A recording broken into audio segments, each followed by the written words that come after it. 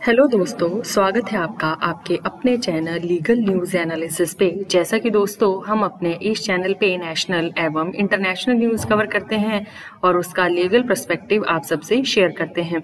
तो दोस्तों, जो आज की न्यूज़ मैंने कवर की है वह है दिल्ली के छावला गैंगरेप केस पर दोबारा विचार करने से सुप्रीम कोर्ट ने मना कर दिया है और दोषियों को बरी करने वाले आदेश को ही सही माना है।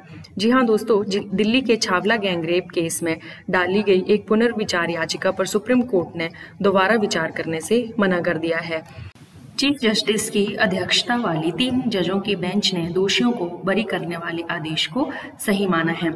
दिल्ली पुलिस ने इस मामले में एक पुनर्विचार याचिका दायर की थी। पुलिस ने कहा था कि इस मामले में दोषियों के खिलाफ पुख्ता सबूत हैं। साल 2012 के इस मामले में पीड़िता को भयंकर यातनाएं देकर मारने के लिए निचली अदालत और हाई कोर्ट ने 3 लोगों राहुल, रवि और विनोद को फांसी की सजा दी थी, लेकिन 7 नवंबर को सुप्रीम कोर्ट ने उन्हें बरी कर दिया था। इसी आदेश पर पुनर्विचार याचिका की जो थी वो एक बार फिर से मांग की गई थी। कुल इस मामले में जो है वो 5 याचिकाएं खारिज की गई हैं। Chief justice DY Chandrachud, justice S Ravinder Bhatt और जस्टिस बेला त्रिवेदी की बेंच ने दिल्ली पुलिस, पीड़ित परिवार, सामाजिक कार्यकर्ता योगिता भायाना के अलावा 2 संगठनों उत्तराखंड बचाओ मूवमेंट और उत्तराखंड लोक मंच की याचिका पर 1 मार्च को विचार किया था। आज जारी आदेश में बेंच ने दिल्ली पुलिस और पीड़ित परिवार की याचिका को यह कहते हुए खारिज किया कि मामले में पहले दिए गए आदेश में कानून तथा तथ्यात्मक दृष्टि से कोई कमी नहीं है। वहीं बाकी याचिकाओं पर कहा है कि आपराधिक मामले में ऐसे लोगों की याचिकाओं पर विचार नहीं हो सकता जिनका मामलों से संबंध ही नहीं है। इन नई घटनाओं से जो है वो कोई असर नहीं पड़ता। दिल्ली पुलिस ने कोर्ट को ये बताया था कि आरोपी विनोद 26 जनवरी को हत्या के केस में फिर से गिरफ्तार हुआ है। एक बार मामला एक ऑटो चालक की हत्या का है। पुलिस ने कहा था कि तीनों आरोपी हैं, लेकिन कोर्ट ने कहा कि यह घटना 2012 के मामले से कोई भी संबंध नहीं रखती है। अब दोस्तों, मैं आपसे जो ये छावला का मैटर है इस बारे में थोड़ा डिस्कस करना चाहूंगी। इस मैटर में मूल रूप से उत्तराखंड की अनामिका दक्षिण पश्चिम दिल्ली के छावला के कुतुब विहार में रहती थी। 9 फरवरी 2012 की रात नौकरी से लौटते समय कुछ लोगों ने जबरन उसे अपनी गाड़ी में बिठा लिया था और 3 दिन बाद उसकी लाश बहुत ही बुरी हालत में हरियाणा के रेवाड़ी के एक खेत में मिली थी। रेप के अलावा उसे असहनीय यातनाएं भी दी गई थी। उसे कार में इस्तेमाल होने वाले औजारों से पीटा गया, उसके ऊपर मिट्टी के बर्तन फोड़े गए और सिगरेट से उसे जलाया गया था। यही नहीं, उसके चेहरे को भी तेजाब से बुरी तरह जला दिया गया था।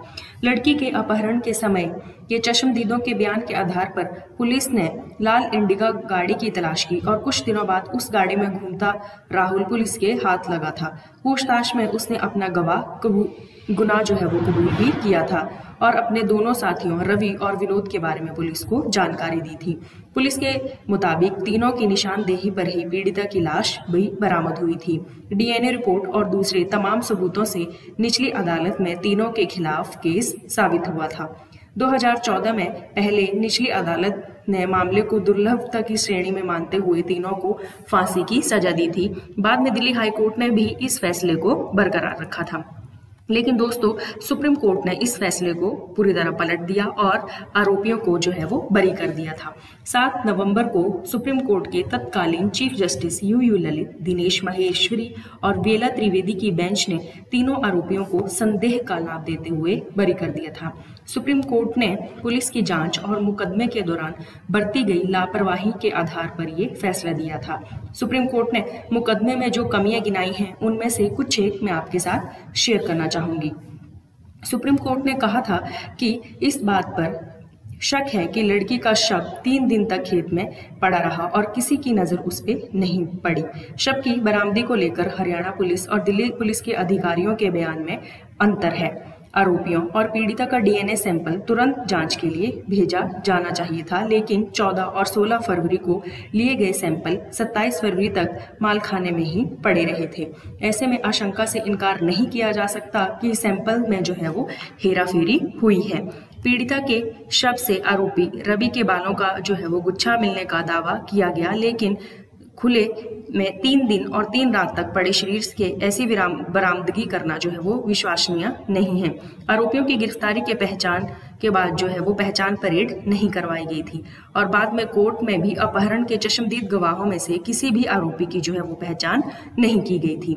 तो इस आधार पर दोस्तों सुप्रीम कोर्ट ने उन आरोपियों को जो है वो बरी कर दिया था। आरोपियों की बरी के बाद ही एक पुनर्विचार की याचिका सुप्रीम कोर्ट में पड़ी थी, लेकिन आज सुप्रीम कोर्ट ने पुनर्विचार याचिका को सुनने से भी जो है वो इनकार कर दिया है।